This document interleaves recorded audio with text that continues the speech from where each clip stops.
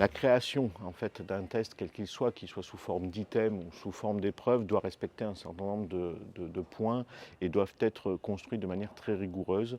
Il y a des modèles aujourd'hui scientifiques, on peut parler des modèles entrées, les modèles entrées de personnalité, on peut parler des schémas cognitifs, on peut parler des aptitudes cognitives. Donc on a des modèles existants qui sont construits rigoureusement et qui font l'objet de validations scientifiques.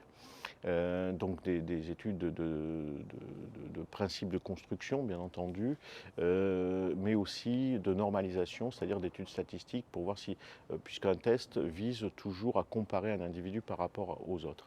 Donc il y a des principes de construction et effectivement, se doit respecter. Je dis, il y a deux grandes formes d'évaluation. Il y a la première, c'est ce qu'on appelle l'auto-évaluation. Donc l'auto-évaluation, c'est la personne qui va renseigner elle-même un certain nombre d'items. Et donc il y a des principes de construction de ces items qui ont plus ou moins des avantages, des items à choix forcé, des items qui appellent des réponses sous forme d'échelles d'accord, des échelles de fréquence, ce qu'on appelle l'échelle de Likert. Et vous avez aussi ce qu'on appelle l'hétéro-évaluation, c'est-à-dire on va demander finalement à un tiers ou à plusieurs personnes de renvoyer une image à l'individu. Il faut savoir ce qu'on mesure, ce qu'on souhaite mesurer déjà dès le départ, et puis il y a des principes de construction. Voilà. Donc des validations scientifiques qui permettent de dire voilà, est-ce que le test a été composé de manière rigoureuse finalement, est-ce qu'elle a fait l'objet d'études statistiques, de normalisation et qui permettent aujourd'hui d'être discriminants sans être discriminatoires. Et donc la question aussi c'est qu'est-ce qu'on mesure et les modèles sur les facteurs de personnologie existent et il faut de ce point de vue-là les respecter.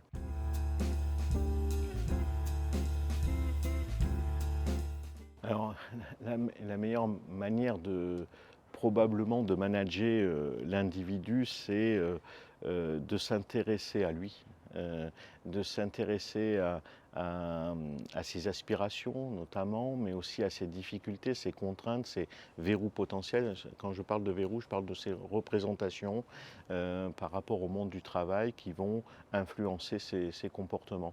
Donc le souci, je dirais, de l'autre, souci de ne pas rester sur un travail prescrit, de tenter de prendre de la hauteur ou de la distance par rapport au biais cognitif, ce biais de confirmation par exemple, qui vise à, lorsqu'on a une information sur l'individu, on va chercher à la confirmer et non pas faire un pas de côté pour essayer de le découvrir autrement. Ce biais de familiarité aussi, c'est qu'on a tendance à décrire une personne par rapport à ce qu'elle a fait ou ce qu'elle fait, non pas par rapport à ce qu'elle pourrait faire.